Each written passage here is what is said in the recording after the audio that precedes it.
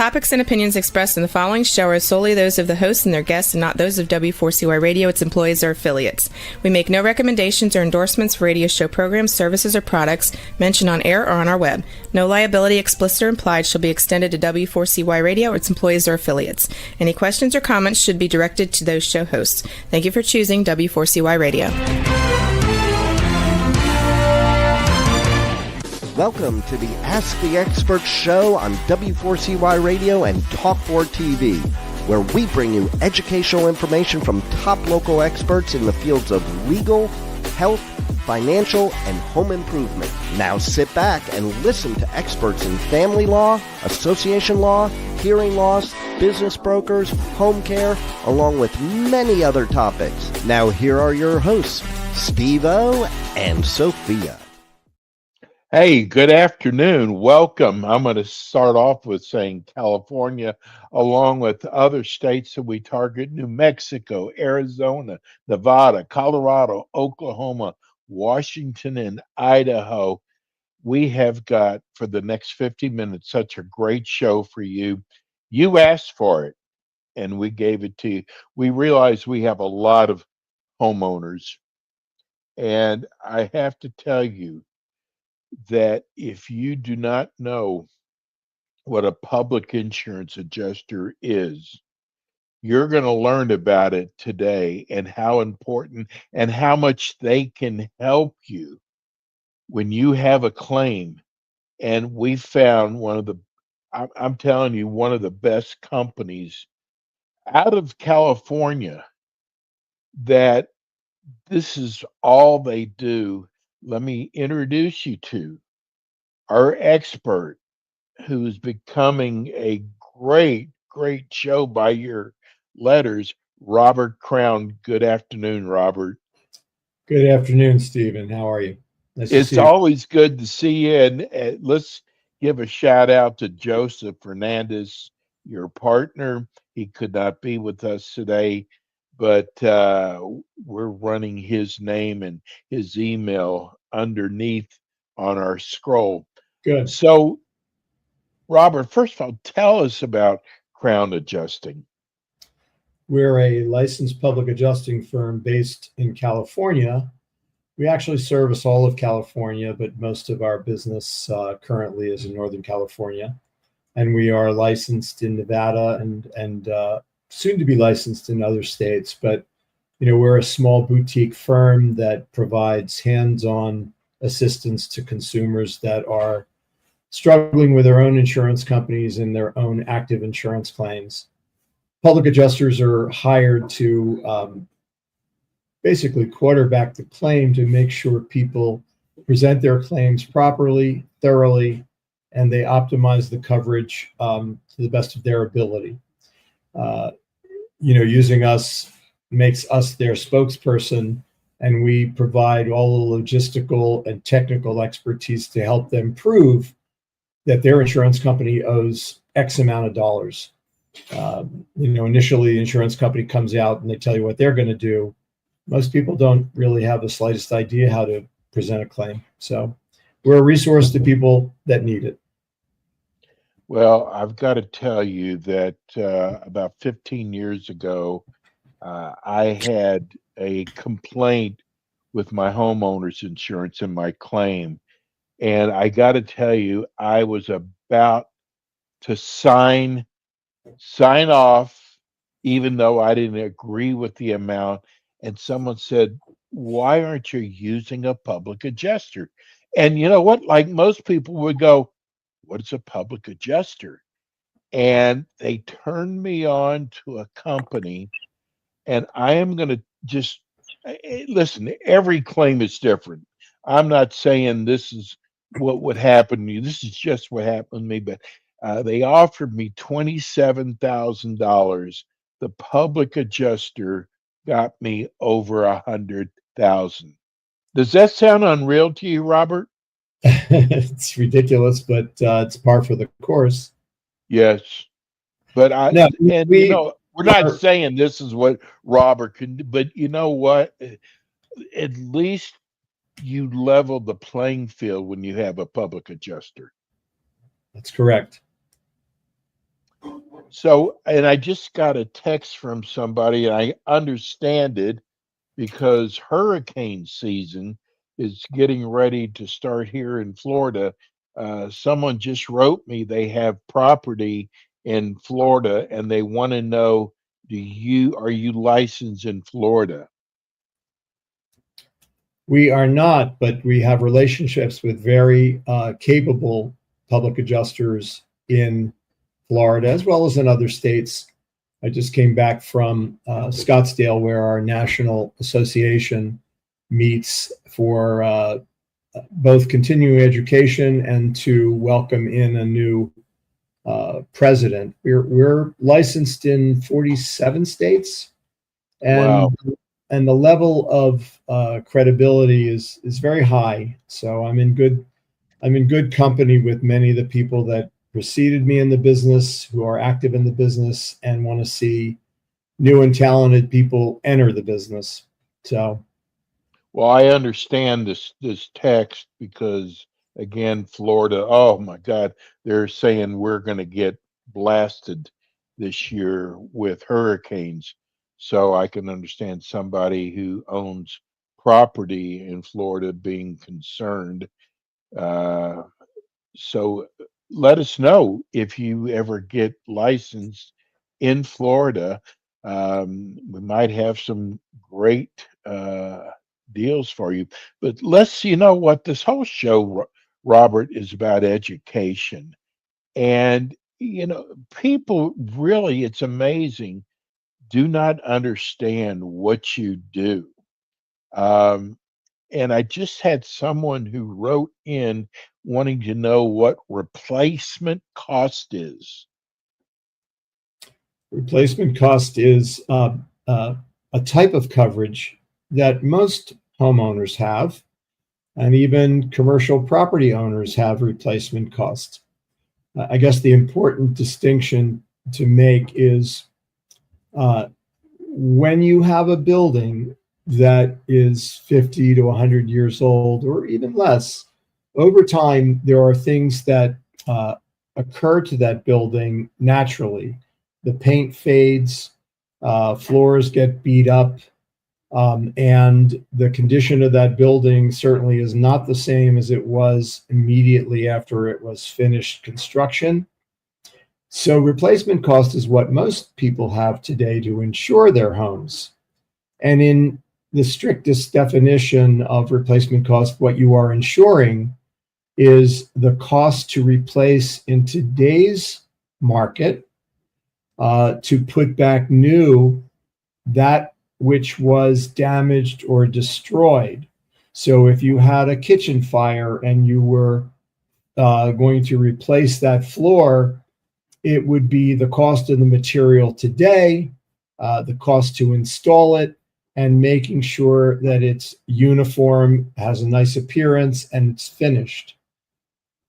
The distinction one needs to understand is until you actually replace that damaged floor, the insurance company is going to pay you something less than the replacement cost by assigning percentages of depreciation. So a floor that might enjoy if it's a hardwood floor, I mean, typically hardwood floors could last 50 years, but in the course of 10, 20, 30 years, they get beat up. And,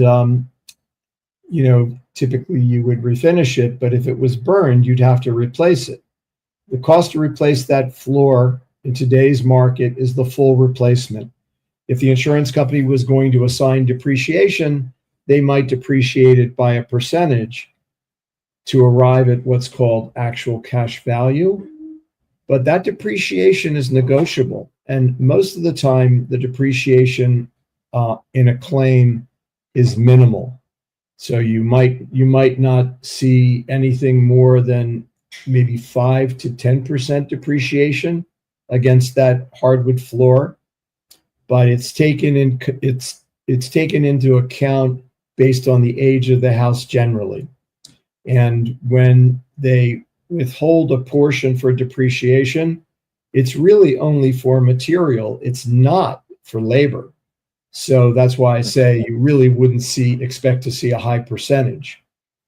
When somebody comes to me looking for help, and the first thing I see is, wow, they have the repair costs at $100,000, and the depreciation, withholding anywhere from 40 to 50. I think that something's wrong, because it's either determined arbitrarily, incorrectly, or the policy doesn't allow for full replacement. It only insures at actual cash value, in which case that depreciation would apply. So you really have to look at the coverage. Value? Robert, what is cash value? Actual cash value? It is under a property insurance policy. For dwelling, it would be some withheld amount for depreciation based on age and condition.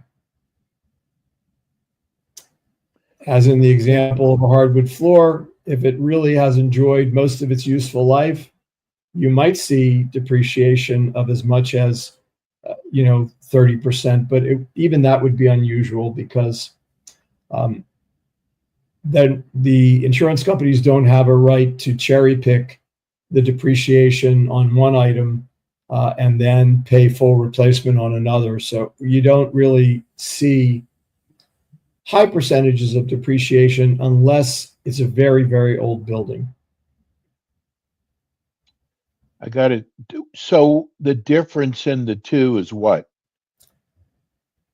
The difference in the two is what the insurance company gets to withhold until you actually make repairs.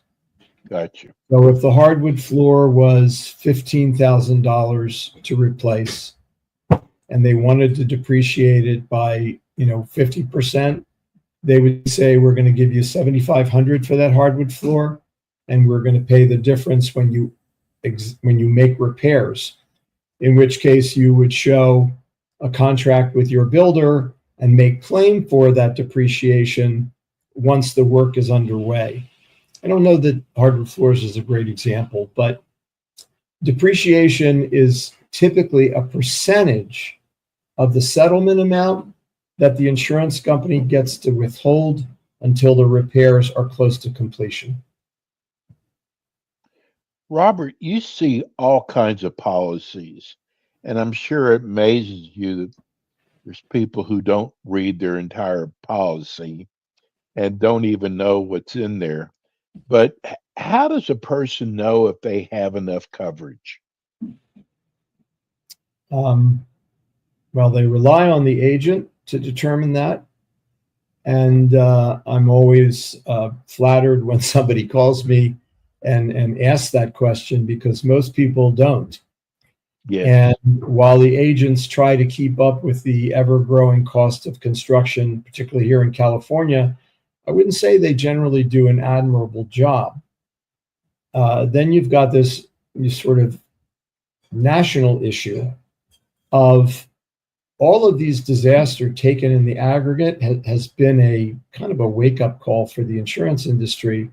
And it's also a call for legislative reform, because you buy this policy hoping that, God forbid, you ever have a loss, the insurance company is going to pay you what you're going to need to fix that house.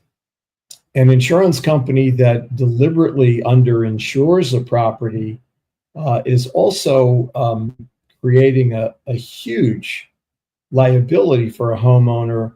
God forbid they have one, and they find out, lo and behold, they don't have enough. So people should generally, at least yearly, talk to their agent about how they're insured.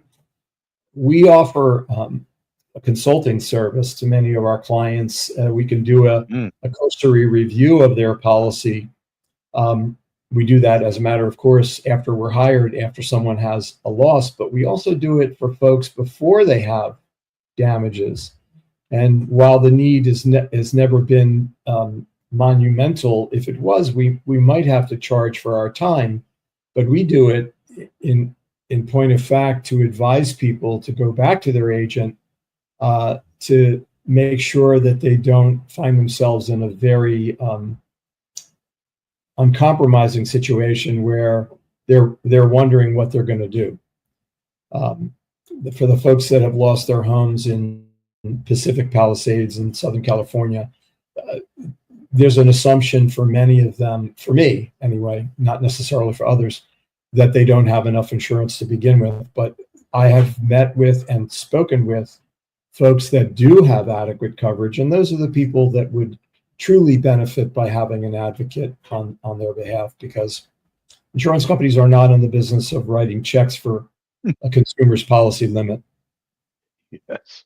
What's happening? We keep hearing that a lot of insurance companies pulled out of California. What happens if you are underwritten by one of these companies that pulled out? Do they still have an obligation if under your homeowner's policy? Yes. For example, Yes. Palisades area. Yeah, the claim remains open for a company that says we're not renewing.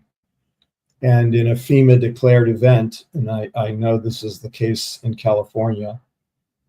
California is actually a pretty user-friendly state for people that have insurance claims. In a FEMA declared event, those policies extend coverage for one's loss of use from 12 or 24 months to 36, because that's essentially what it's going to take to get a house rebuilt. Yes. A lot of those folks, most of the cleanup is done in Southern California, and folks are hurrying to get their plans. For the ones that are planning on rebuilding, they're hurrying to get their plans approved so they can start reconstruction repair. Some people have enough insurance to rebuild their homes, many people don't, and they will be borrowing from either other buckets of coverage that the insurance company may be obligated to pay to put that towards the building coverage if they can, or they'll be borrowing some money. So, have you gone in there yet, or is it still too early for you to come in? Our public, many of the property owners in Southern California are represented by public adjusters. So, yeah, they're already. I don't know if anyone has broken ground yet. I wouldn't be surprised if they have, but I'm not down there, every day to see. I'm dialed into the same network that the survivors are, looking at what's happening on the ground and making sure that I'm up to speed on any changes in what's happening locally as it would affect my client or a future client. Most of the calls we're getting are from folks that have gotten a preliminary number from the insurance company, and they're trying to figure out how they're going to get the rest of it. So we just it's a long and tedious process.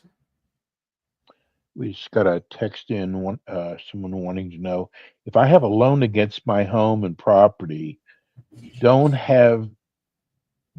they have some responsibility for making sure I have enough coverage? I guess Yes. The loan originator. Yes, correct. The title company, in terms of escrow closing when you buy a house, yes, the bank that you borrowed money from wants to make sure there's a policy of insurance.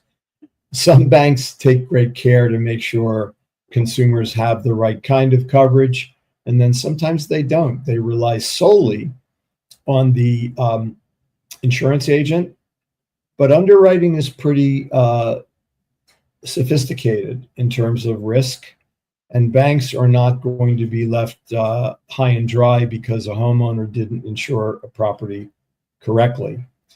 Also, for folks that might find that the coverage they have would be insufficient, lenders frequently will put what's called a forced place policy on a house, but that doesn't happen unless there is some awareness by the bank that a homeowner is not insuring to value. And they normally will let the homeowner know about it, and they're going to charge the homeowner for that coverage if they're tasked with putting another policy on it because they didn't have enough insurance to begin with. Robert, we're going to go to a quick break. Tell people how they can reach you. Again, my name is Robert Crown. The company's Crown Adjusting. You can email me at robert@crownadjusting.com. My cell phone number is 415-999-5519. My colleague and protege, Joseph Fernandez, is joseph@crownadjusting.com, and his cell phone number is 925-361-2994. We're going to go to a quick break, folks. I'm telling you, if you've got a claim in, I am telling you, don't try to handle it yourself. These people are really good at what they do, and having a public adjuster like Robert Crown Adjusting I'm telling you, it is the way to go. We're going to go to a quick break. We'll be right back with Robert Crown. Thank you, Steve.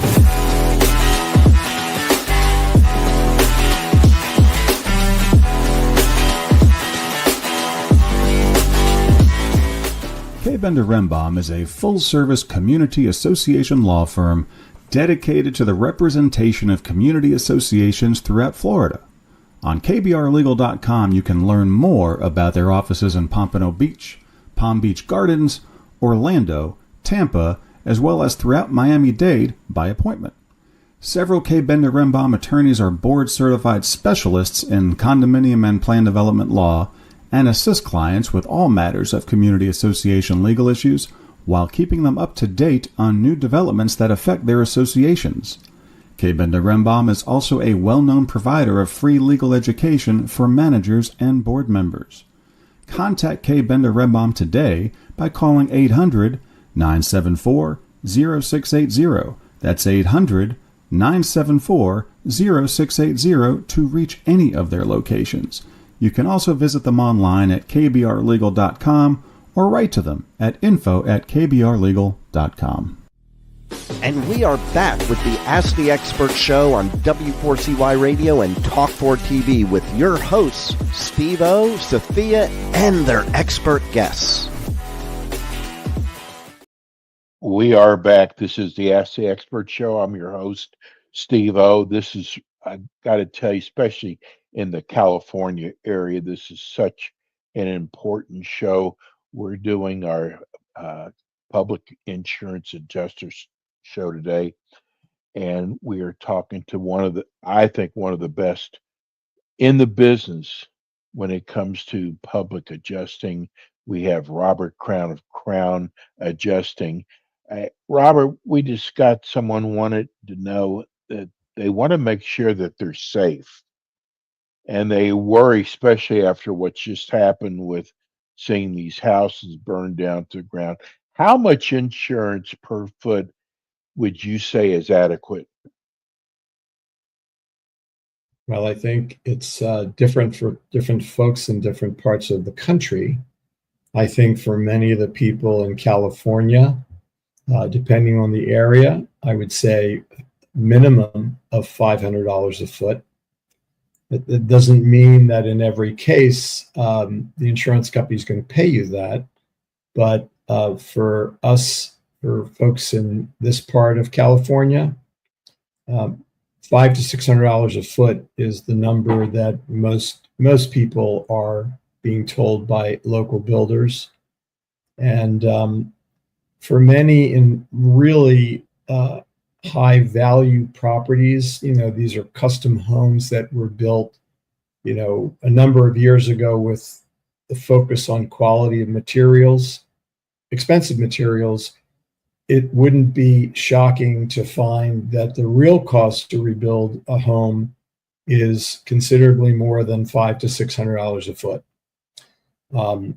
So you still have to prove it, but most high-end custom home builders, if you ask them to quote you a fee, they're going to tell you anywhere from $600 to $1,000 a foot. And we hear about earthquake. I'm sure there's earthquake coverage in California, but the show is also airing in many other states. And that there are, you hear about, I know in Idaho, I've heard in Colorado, earthquakes.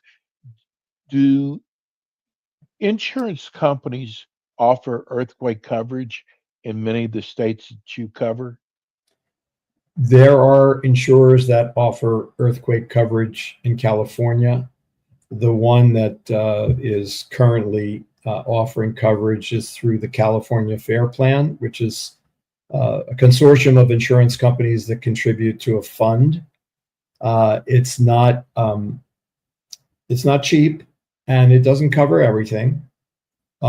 It comes with a 15% deductible.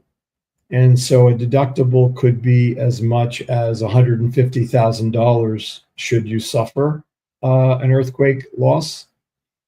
Is it wise to carry that kind of coverage if you can afford it? Absolutely. It's not required. It's not required by the bank, at least not most of the homeowners that have coverage who have outstanding loans. The banks are not requiring people to pay for earthquake insurance because it would be a very expensive proposition. And I get asked frequently, should I carry it? I carried it for a long, long time. But it's very expensive, and you'd be surprised how certain structures behave better than others. I think most of us in California don't want to think about that because it may be just a matter of time, and it's costly enough to have insurance in California, and many people are worried. They're worried about what's going to happen to the market. If you can't buy insurance, it doesn't even pay to buy a house, because you can't buy a house if you can't afford to pay insurance on it. So that's changing, and we are as a group of advocates looking to help consumers. We want our voice to count too, because no one should have to pay, $10,000 to $15,000 a year for insurance when they can barely afford the mortgage. Right. I want people also know we're talking about homeowners, but you also cover business policy. We do. Yeah. As well. And I got to tell you, I've seen many businesses, especially, it was a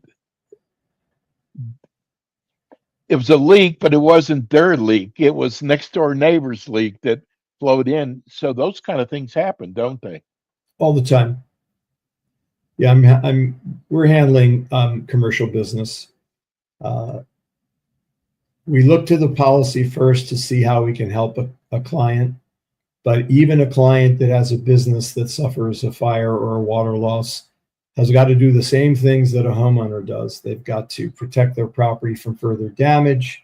They have to think about how they're going to get back into business elsewhere, or how the insurance company should be offering assistance to help them get back into business elsewhere. And as public adjusters, we take charge and pilot that effort, making sure that the insurance company helps them to the extent that they can, because doing nothing doesn't solve anything. Doing nothing just means that the loss is going to be far greater. Right now, we're helping a business owner relocate her sewing factory, and getting into an affordable temporary commercial space is challenging enough. Unfortunately, this particular client won't be going back to the building she was renting in, because that building is coming down. It's a complete total loss. The property's still in there. We did the inventory.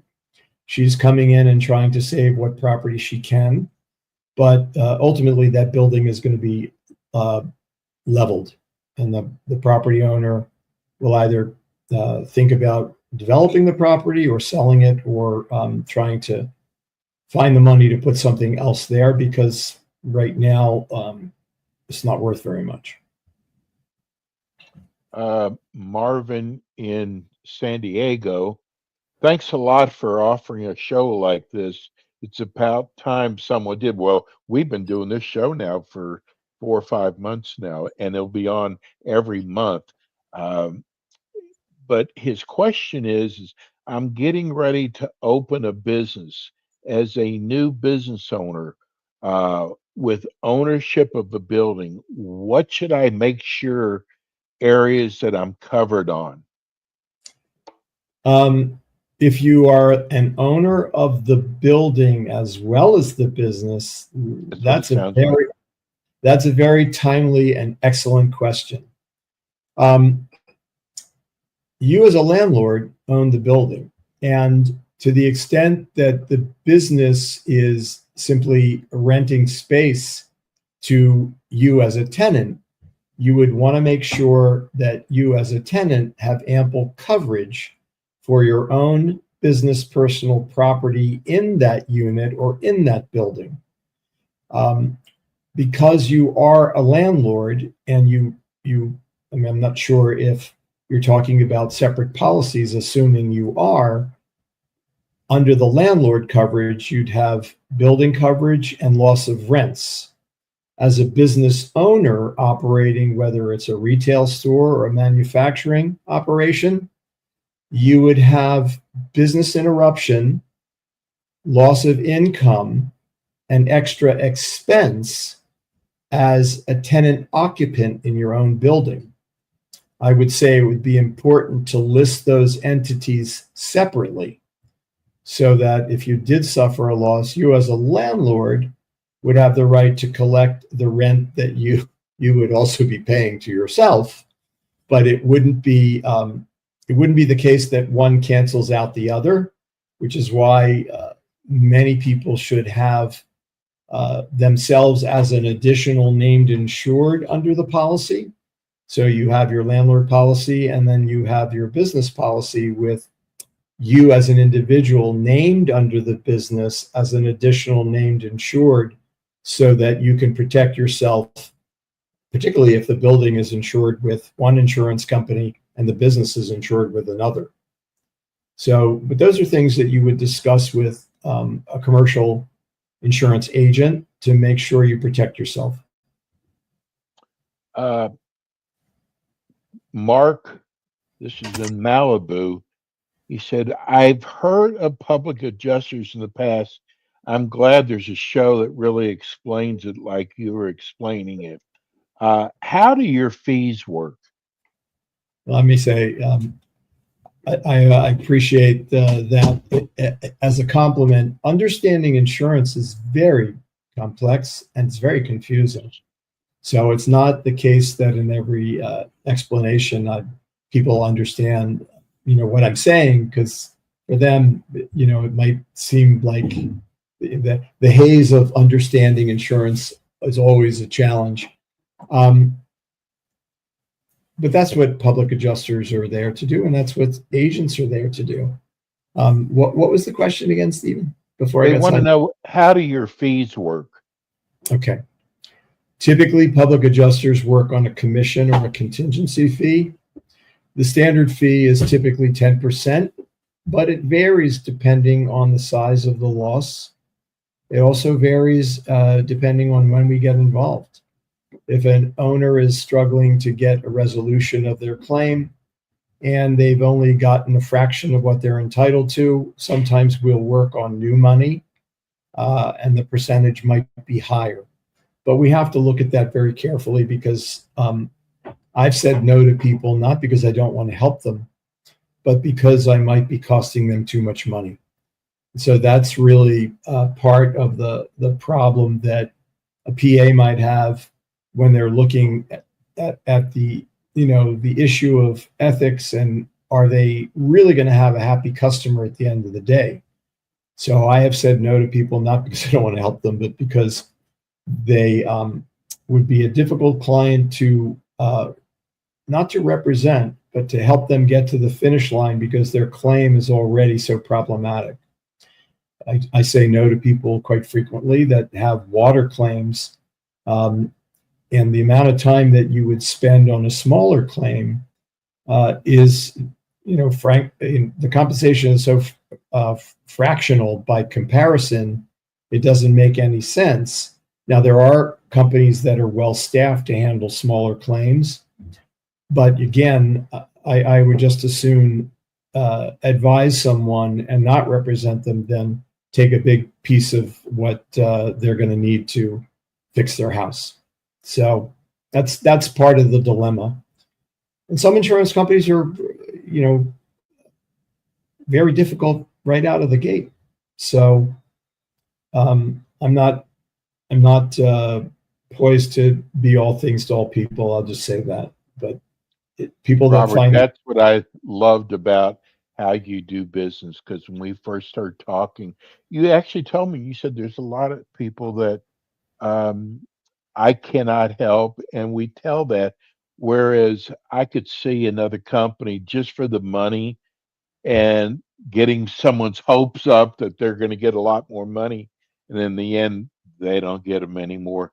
And I got to tell you, I really appreciate your honesty and how you handle your customers.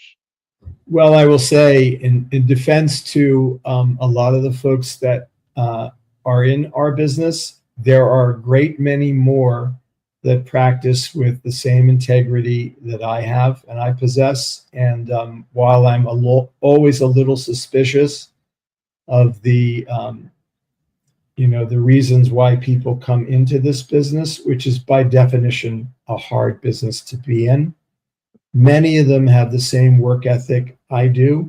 They're not just looking at it from the point of view of money, although money is the great motivator for folks in our business. It's really, you have to look at the total package. You have to look at where people are at. You have to be aware of the relationships you're going to establish with others. And even homeowners can get a little romanticized by having been paid X amount of dollars by the insurance company to see if they can save money or get additional work done for the settlement. There's nothing the matter with asking those questions, but the idea of being dishonest or being a little too eager can also be a red flag for some of the people that you're going to be dealing with. Some people will say, well, if they're going to pay X amount of dollars to pack out my house, why don't they just pay me and I'll do it for less? That's a very, there's nothing the matter with that question. Chances are you could do it for less, but the insurance companies don't even want to see people get their hands on that money. So if they can save it, they're going to. And so you've got to be very careful of how you communicate with your insurance company. And I'm always, we're serving as a buffer, a go-between to make sure people don't make mistakes. And also, Robert, did they sign some kind of power of attorney with you that you can handle their claim and the insurance company? They sign a public adjuster agreement, which gives us the right to serve as their advocate in all insurance-related matters. I think there are public adjusters that do have their clients sign a power of attorney, and we're looking pretty carefully at that too, because at the end of the day, we could, I know this from experience, having done this as long as I have, I could be on a claim for a year, 2 years, maybe more, and it could be a problematic claim. The last thing I want to be doing is worrying about getting paid by a client that had to wait a long time because the money had to flow through their lender. So that is an issue for many public adjusters, and they all have a different way of dealing with it. What I've done in the past is I will just work with my client. When the money is issued by the lender, I'll take my percentage fee from the lender disbursement. But some people don't want to wait that long, and that's why they prefer to have a power of attorney so they can take their fee or a good portion of it after they've done all of the work that would entitle the client to more money. So, Here's a text from Orange County. I know that every claim is different. What is the average amount of time a claim gets settled? wow. Well, it's a lot longer than it was 4 years ago. And Why that's is that? because insurance companies have elected to limit the payouts and take longer with processing claims.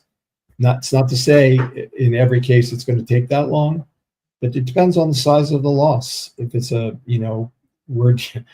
we wanted to use one of the shows we hosted a couple of weeks ago to walk people through the evolution of a water damage claim that we're still dealing with. And this is with an insurance company that's just misbehaving. We should have had this claim resolved a month ago. And now we're tasked with holding the insurance company accountable for the delays, which we've documented really, really well.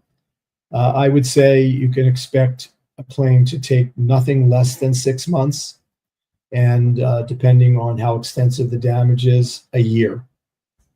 I frequently will advise a client, having gone to visit the work site, the insurance company sends out their ambassador and says, well, no problem, we'll get you back into your house in a couple of months.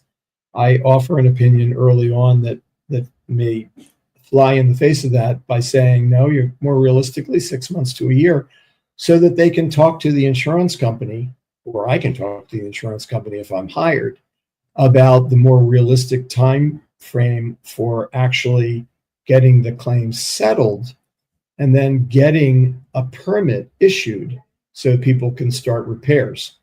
Even if I want to be the first to get my client, to help my client get the permit. But what if the insurance company is taking their time about paying what's fair? So frequently the permit's not even available. Most of the time I'm telling the insurance company, how do you expect my client to start repairs with half the money they're going to need to effectively repair their home? And that is something that gets documented over the course of our involvement. For any kind of catastrophic loss, we might be working for our client for two years or more. So, it's not the case that the fee is always proportionate to the amount of work, but most people who don't really understand what we do would say, wow, 10% of, several $100,000, that's a lot of money. I would tell them, yeah, that's because we earn it. And because without us, they could cost themselves a lot more, leaving how much money on the table. And notwithstanding even the dollars themselves, most people have no idea how much time it's going to take. How much would you pay yourself to fight with your insurance company for a year or two before you got the claim resolved? You hear stories all the time, people fighting with their insurance company and spending hours and hours and hours. And look, you do so much work before you realize your first dime. And it's really based on performance. And so you've got a lot of skin in the game. I know there's people right now going, I like this Robert Crown, but I already settled my claim. Can you do anything for those people, Robert? Well, if they settled their claim and they're back in their house, I would say they clearly moved on with it and did the best they could. For a claim that's languishing, it's maybe a year old, I talk to people that want to file claims late in the game.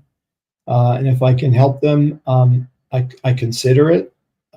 I think a claim that is relatively new, you can do a lot more for a client if the claim is relatively new, or you can do a lot for a client when the insurance company is so misbehaved that you can get a new adjuster assigned to a claim that's 4 or 5 months old, and maybe have a little bit of luck in making sure that it's assigned to someone that the public adjuster knows.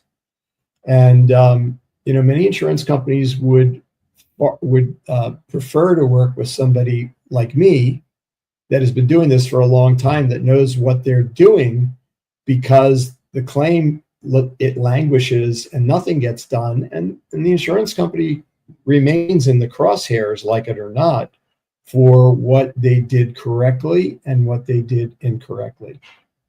So, but it's always, I mean, most PAs will tell you, without hurrying somebody into signing an agreement without them knowing what they're signing, I think a savvy public adjuster will be able to communicate the responsibilities that they would assume as the policyholder's advocate, for them to make a more informed decision about getting help sooner rather than later, and not because somebody's trying to scare them into them signing a contract, but because they've communicated effectively and they've walked that person through the process to garner at least some appreciation for their knowledge and skill set.